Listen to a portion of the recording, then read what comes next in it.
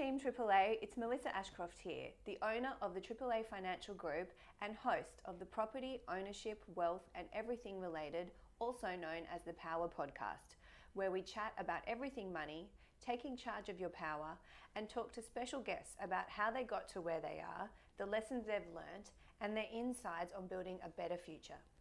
Be sure to follow our socials at AAA Financial Group on Instagram, TikTok and YouTube, and visit www.aamortgageswithat.com.au to learn more about us and book an appointment.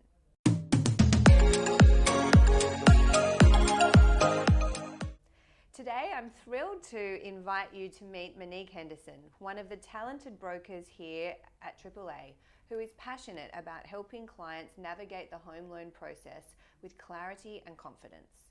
From guiding first home buyers through their very first purchase to structuring complex lending solutions for investors, Monique has been building a reputation for being approachable, diligent, and outcome-driven.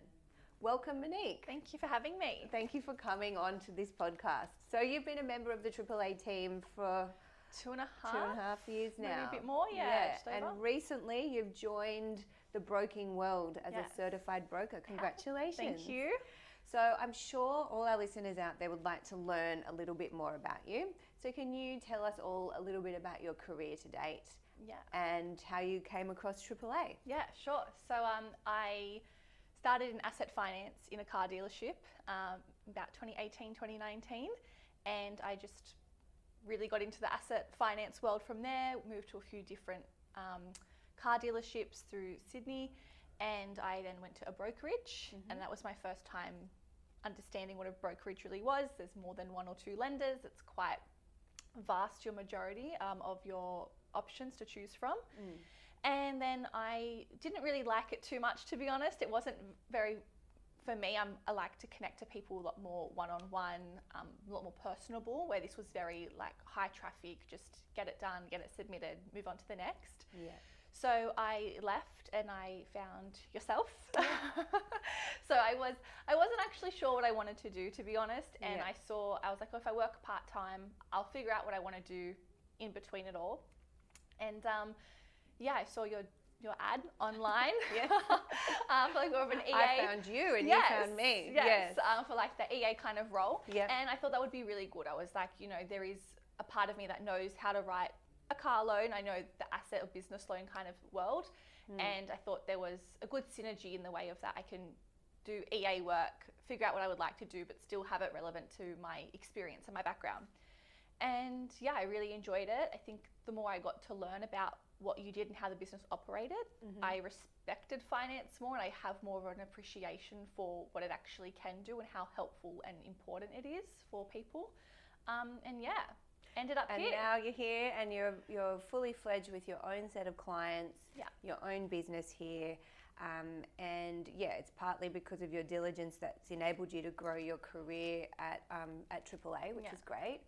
And so today I thought it would be great to invite you on the podcast so that we could speak about, what it's like to be a broker, how a broker can assist everyday Australians, but also, what specific niches you like to do and, to learn more about you, pretty much.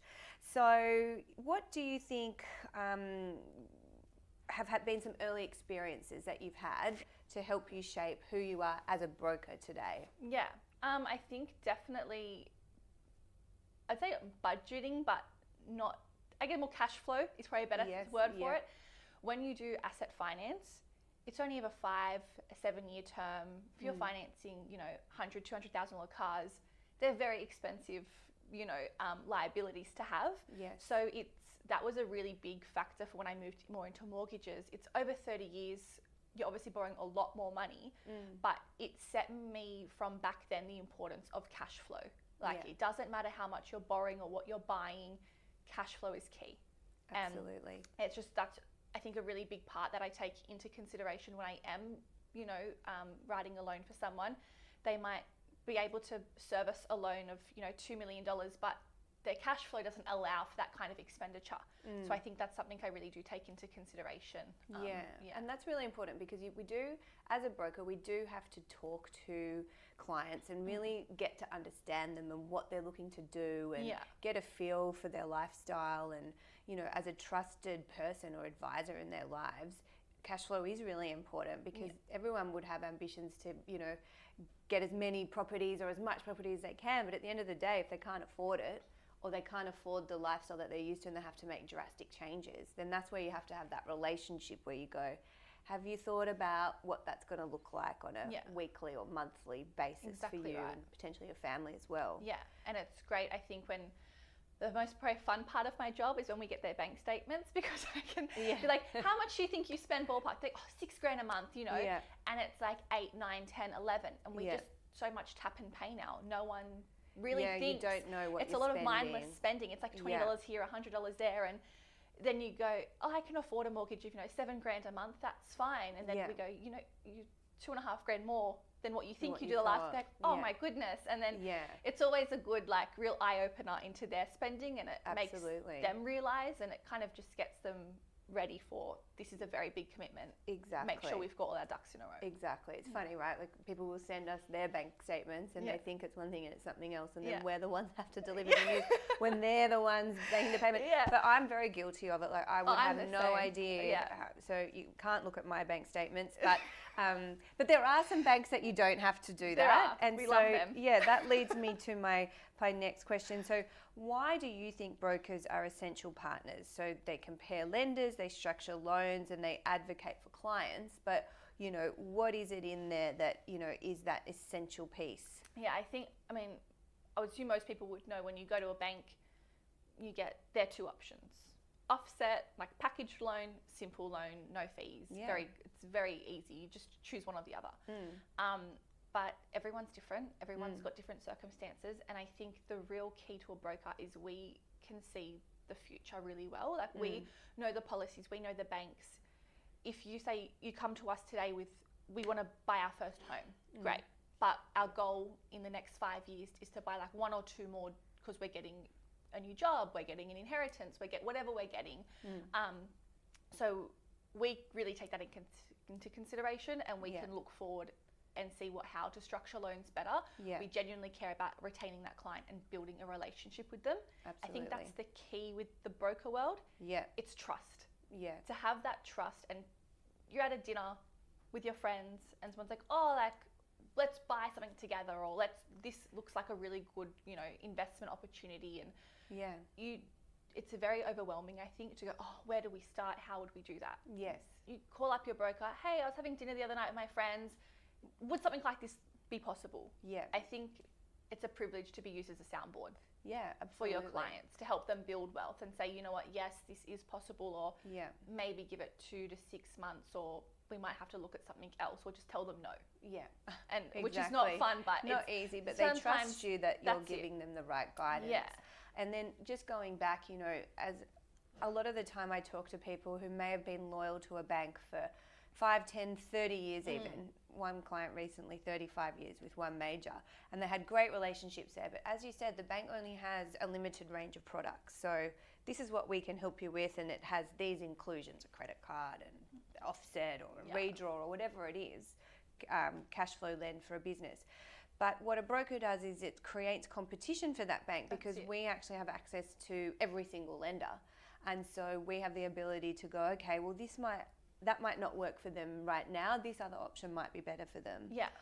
Particularly clients with multiple properties, I would never recommend to be beholden into one banking system if you don't need to be, because then you've got a bit of leverage there. And look, tell me something about an experience you had where you took a first-time client to broking, and, you know, how you assisted them with the process and got them the product that was in their best interest. I'd probably say there was a client with a bank they had no mortgage. So they'd been there for 20 plus years, and they wanted to cash out some equity that was just sitting in their beautiful home, and wanted to invest it. And they were self-employed, ran their own business, They had another property with a rental income. So it was a bit, there was a good amount of income, but there wasn't enough of their, 2 years of financials to get it as high as they would like for their loan. So Sure. the bank was saying no. So when you say 2 years financial, just cut you off there. Sorry, I don't know you're on a train of thought. Sorry, but yeah. Most banks, like a lot of top 4 Yeah. banks, will ask for your 2 years financials, Yes. ATO, and sometimes for small, self-employed or small business owners, Yeah. they don't always have it, or sometimes one year's bigger than the other. Yeah, that's right. So- Sorry, yes. Sorry. Thank you for joining those together. My pleasure. So then when they went to their bank and they said, no, you can't do that. Mm. So when they approached us, we said, yeah, your line of work, you are considered as a professional to some banks, and we can, put that case forward.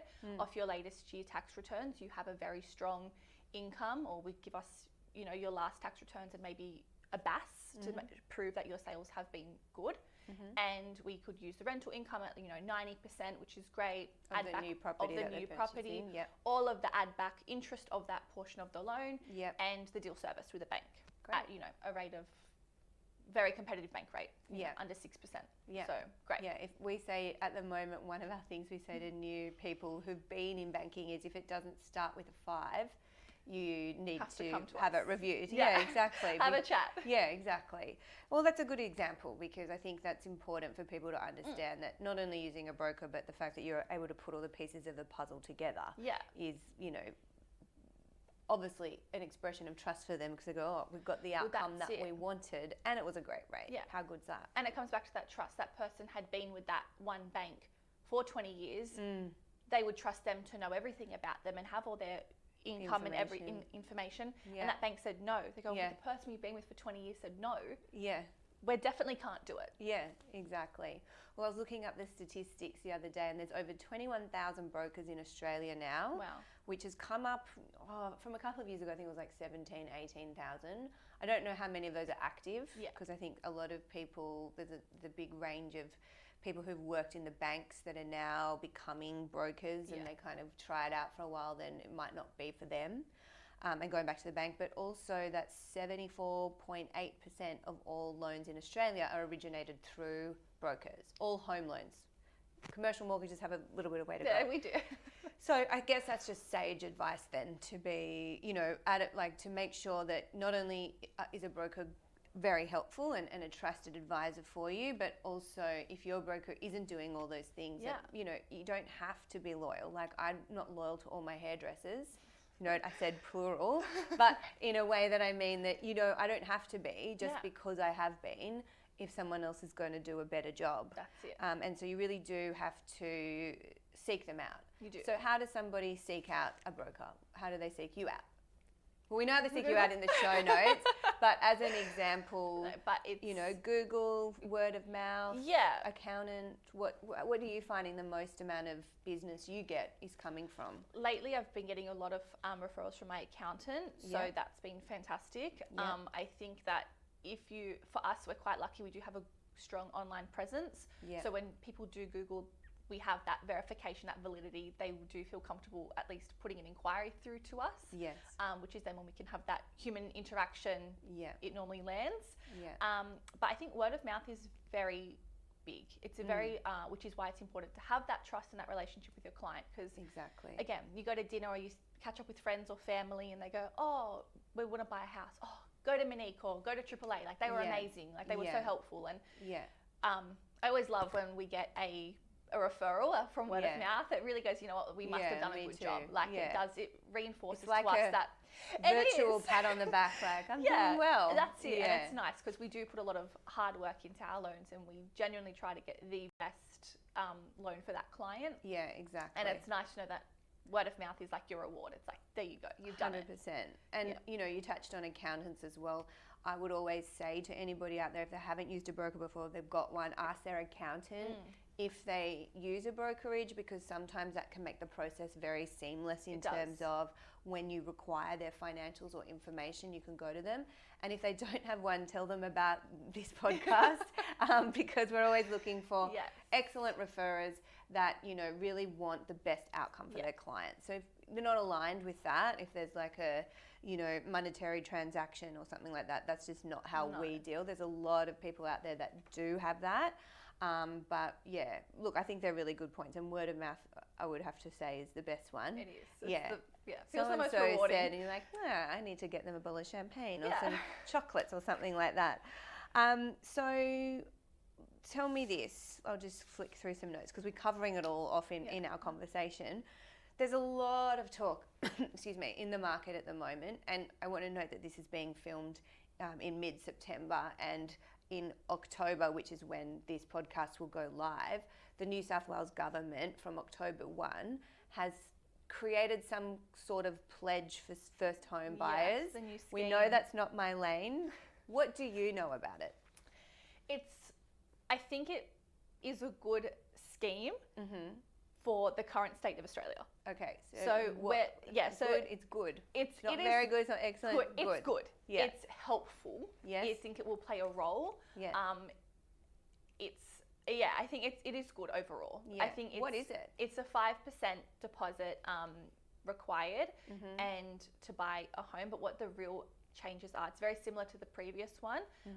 The big changes are no income caps anymore. So before it was... What's an income cap? So if you were earning as an individual, if you were buying a property in your own name, it was $125,000. Yeah. So if you earn over any more than that, you weren't subject to the scheme. You weren't eligible. Or you couldn't use it. You couldn't. For a joint application, it was $200,000. Now that's, I think, very low for the income cap. So you weren't eligible as a couple to buy something. However, it's now been removed, and there's no income cap, which is fantastic. Yeah. So now if there's a couple earning $350,000 combined, you can go a 5% deposit for your first home, which is great. So you only need. So I'm buying something for $1 million. I just need 50 grand. Correct. And stamp duty, and then the bank will lend me the rest. Yeah. And the banks today, No and LMI. noting that we're filming now, haven't formalized anything at the moment. So perhaps we could update everybody in October in a separate thing, just to say exactly what's happened, because everyone goes, cheers, hooray, but we don't actually know what's going on. And I guess the other really good part of this scheme is, I think, because the housing is going up so quickly, the housing prices, they've now increased for New South Wales for like main capital cities, metro areas, from 900,000 to 1.5 million. It's now so if you're purchasing own occupied for 1.5, you have your $75,000 deposit between a couple. You get the scheme, which is great. Yeah, it is great. I guess what you're saying as well is like metro cities, an example, like, and predominantly our listeners and our clientele is Sydney based. What is 1.5 million? You probably get an apartment, maybe a one-bedroom apartment, maybe a small villa. Yeah, if you can, it's small. It's not like you can buy. You're not buying a family home. No. You know, for the people who would like to just get their foot in the market or try and acquire their first home and then build on that, rent is still quite expensive. So I think a lot of people go, if we're paying an extra $200 or $300 a week, whatever it may be, but it's ours. They get their foot in the door. The door's creaked open a little bit. You jam your foot in. That's it. Because, you know, traditionally... And it's a milestone. Yeah, it's a milestone, of course. And, you know, traditionally, the property prices in Australia, there are dips, but if you look at the graphs on the Australian Bureau of Statistics, it always go up over time. Yeah. So being a property advocate for how to create wealth, I think that's an important thing for people. And I guess what we would say is reach out to us. I mean, if the banks at this point in time aren't fully across how it's going to work, that's interesting. And let's see what the government actually finalise it to be. Yeah. And this October 1 deadline, you know, has been looming. Yeah, and there's a lot still to uncover about it. Not all banks know if they're participating. I think it will be, not every bank will offer it. And they have, but the government's doing a lot, I think, to help get everyone in the door. But it'll be interesting to see with the next 12 months what happens with that 100%. scheme, how it plans out. And you know, we've done many podcasts on the housing availability, on developability, and how much it actually costs to make these units. And you know, if we're talking about a unit for 1.2 million, say, the cost to build that in a CBD, you know, 10 kilometre radius from the city is $800-900. So it precludes a lot of people from actually building it because there's no profitability in it. and certainly the costs have gone up a lot. Yeah. So that's more my lane than the Yeah. home loans lane. But look, all good. So so we've just spoken about something that's very topical at the moment. Everybody's talking about it. Nobody really has any idea. But let's just talk about what's happening in the market at the moment. From what trends are you seeing? Is there something in interest rates? Is there something in approval in principle, lender appetite? What's happening? Yeah, I mean, I think lender appetite is increasing, and that's because rates are coming down, which is great. It's a few more banks are now starting to do pre-approvals. I think because the purchasing process is so competitive at the moment and it's so quick. People, real estate agents are in loving life at the moment. Yeah. They are, but they're doing deals at 7, 8, 9 o'clock at night. So if you're not prepared, you don't have all your boxes ticked. Exactly. People are scared to pull the trigger on a loan, and these people are working all hours of the night because they know that someone else is going to buy it or they want to get the best deal. And oh yeah. so I think it's approval in principle is coming back a bit more. I think the wait times are being less, which is great. Yeah. So it's allowing clients to have that comfortability and that confidence that if we go to auction, we know what we can spend, what we can't spend.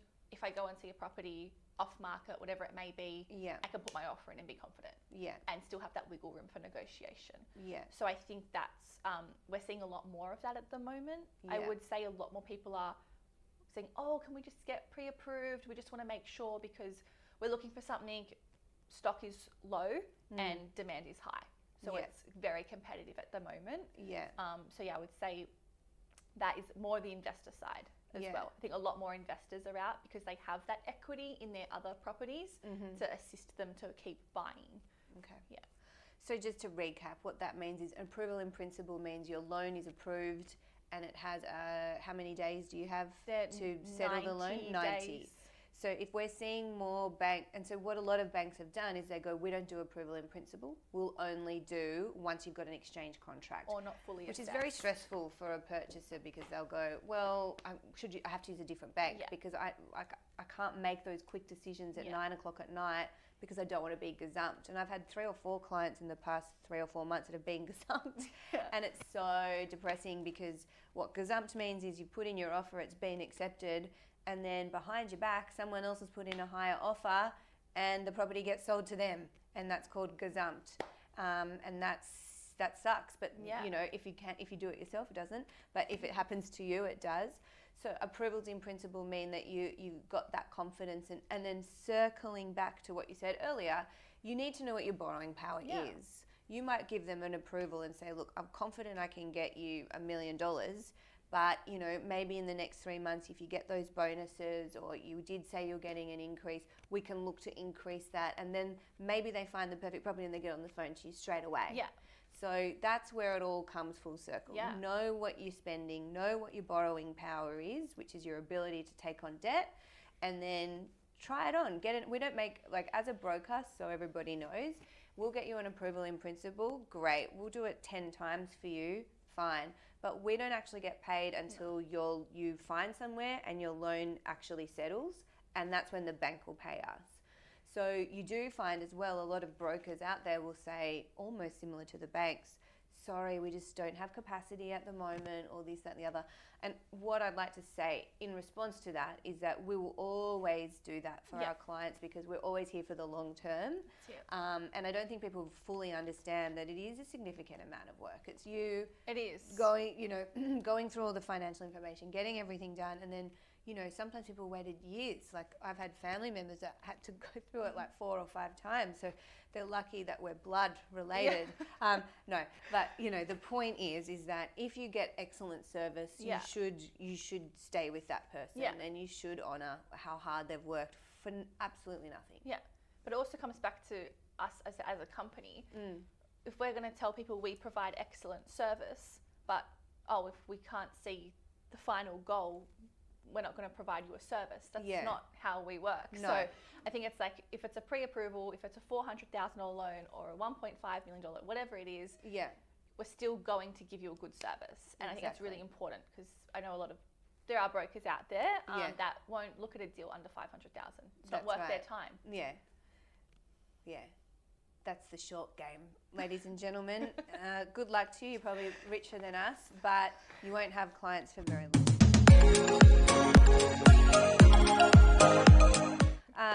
Okay, so tell me this. Let's do some quick fire questions. Yes. I know you listen to our podcast, so you know should what's be better prepared. coming. Yeah, everyone gets these notes just so everyone knows at least a week in advance. Poor Monique only got it this morning. So you've had plenty of time, half an hour, to work out, what your answers are going to be. So the point of this is just to shoot from the hip. Just tell me what you think. If it ends up being a longer thing, fine. Best money tip you've ever received? Oh, I've got two. Oh, okay, she knows her answers, ladies and gentlemen. One is from my dad. Okay. Saying if you always chase the money, you'll never be happy. Mm-hmm. And two is don't be scared of good debt. Very good. What is good debt? Like if a debt is like if you're buying a house, it's a big debt, but it's good because it will hopefully, if you can ride out the waves, it'll make you money more money over the end of time. Yeah. We always say, and like I love it, is like you should be using debt to make money. That's it. Not the downward spiral, the upward spiral. Yeah. Okay, most common loan mistake you see?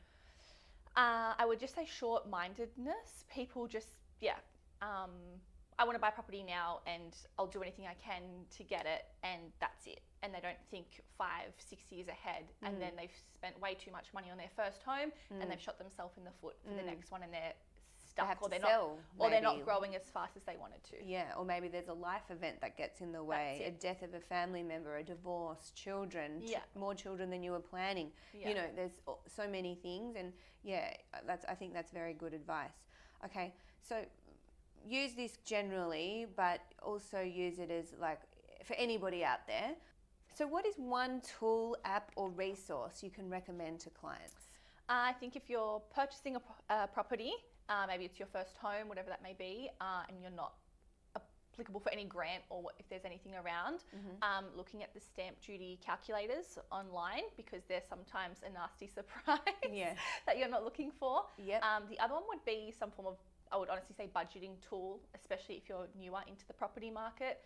Just so again, when you get the shock horror of your bank statements, you actually can kind of keep a check on what you spend. And I think they're good. And we'll put them in our show notes if anyone, ones that Monique recommends. Yes. Monique's recommended Monique tools. approved. Yes, Monique approved. Okay, my favourite one. What is one power quote or mantra that you live by? It's actually a Billy Joel lyric. Okay. So live and let live? No. Oh, live and let die? Is that Billy Joel? I don't know. Even. It's either you can get what you want or you can get old. Ah, so it's part of his Vienna song. No. We'll add the lyric into the show notes. But I love it. Yeah. The other one is by actually a really intelligent man with a really nice head of hair, and it's live once, live well. I wonder who that could be. Adam Ashcroft, who listens, by the way. So, Monique, thank you so much. Thank you. I know this is like you're doing a podcast, no question, but like I really do appreciate you and like your insights today, particularly around first home buyers, but also the broking market is so appreciated. We'll have to have you on again. Yes. Fabulous. So thank you so much. Thank you for having me. My pleasure. Ciao. Bye.